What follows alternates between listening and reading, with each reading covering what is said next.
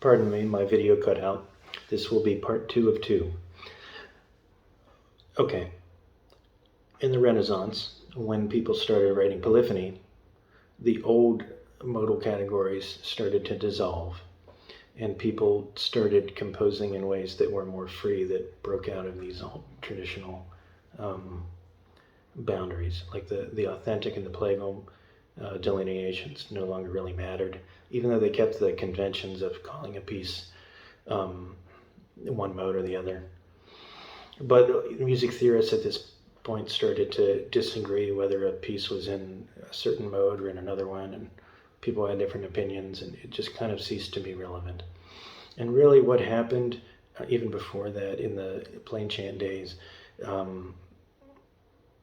like if you were playing in the F mode, in the Lydian mode, F, G, A, B, C, people rarely even did that. They would just they would flatten the B. So it would sound like major to us. Why? Because F, G, A, B, F and the B form a tritone, and that was considered dissonant. And to change that, to make it smoother, they would select the other B. Instead of B, B flat. So it would form a perfect interval, a perfect fourth, instead of an augmented fourth that would be discordant. So people would fudge it, and they would alter the notes to make them more mellifluous. And even though it looks like they had 8 different modes, it wasn't like there were 8 different sounds going on. They were more homogenized. And this practice of altering a note for the sake of grace, or for the sake of avoiding dissonant intervals, was called musica ficta, fictitious music, as opposed to musica recta, which was playing on the white keys, playing the proper notes. B and B flat were considered recta, just because B flat was so common. There was another reason, but it's kind of technical. But what I want to get into is this other method of categorization that was concurrent with the modal system.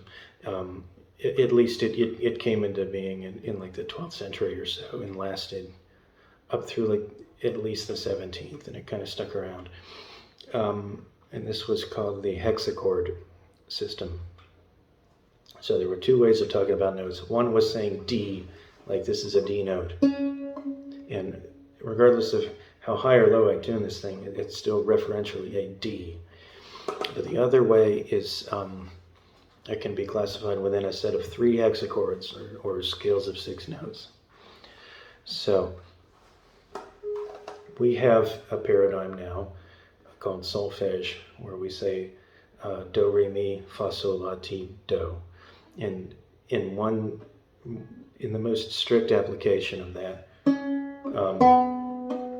do is always C. C, D, E, F, G, A, B, C.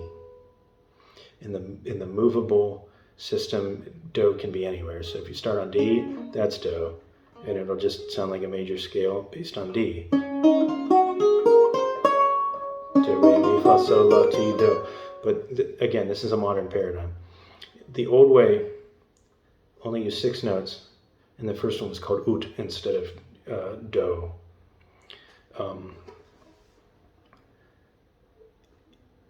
Ut could be a C, an F, or a G.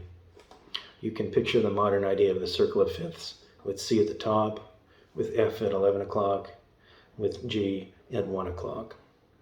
So if you start on G, and you go G, A, B, C, D, E, then that's ut, re, mi, fa, sol, la. That's called the hard hexachord. If you start on C and you treat that as ut, it's called the natural hexachord. C is ut, re, mi, fa, sol, la.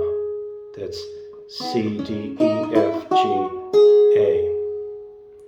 And then if you start on F and you treat that as ut, that's the soft hexachord.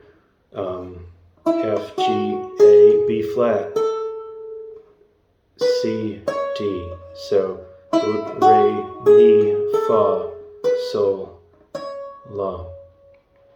Those are the three basic hexachords. And what each of them is a series of tones, of whole tones, with one semitone or half step in the middle between mi and fa.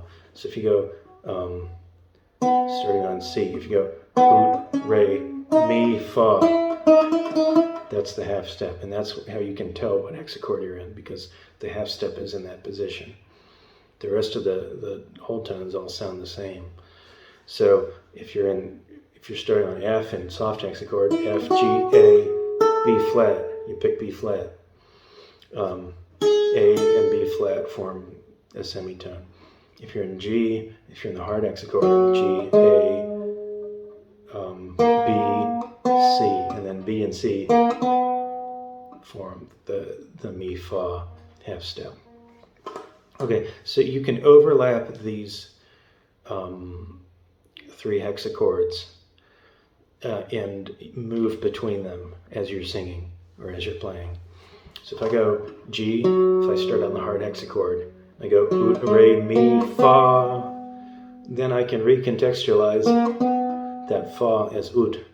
And now my C is ut, re, mi, fa, and then I can recontextualize that fa, that F, as ut, re, mi, fa. So you can move around. It was called mutating between hexachords. It's kind of like modulating between keys, but it's melodic and not harmonic. So like people weren't dumb. Like they knew that octave equivalence was a thing, and they knew you could play a scale from G to G. They didn't just stop at E, G, A, B, C, D, E, ut, re, mi, fa, sol, la. It's just for their nomenclature and for their music theory, they thought it was more important to highlight the hexachords than the octaves, because they just took octaves for granted. They felt they didn't need to stress that. And indeed, the letter nomenclature, the D, E, F, G, A, B, C, D, that already had octave equivalents. The D's lined up. So if you took these two systems, the letters and the solfege with the hexachords, you could triangulate pitch. You could call a note by both of the names.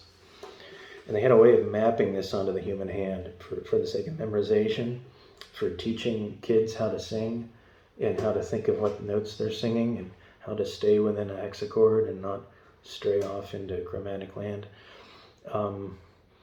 This was developed in, I think, like the 12th century, partially by a man named Guido d'Arezzo. Guido of Arezzo, he was an Italian monk. So this is called the Gwedonian Hand. So they would start with G at the bottom of the conceptual scale of notes, at the bottom of the hard hexachord.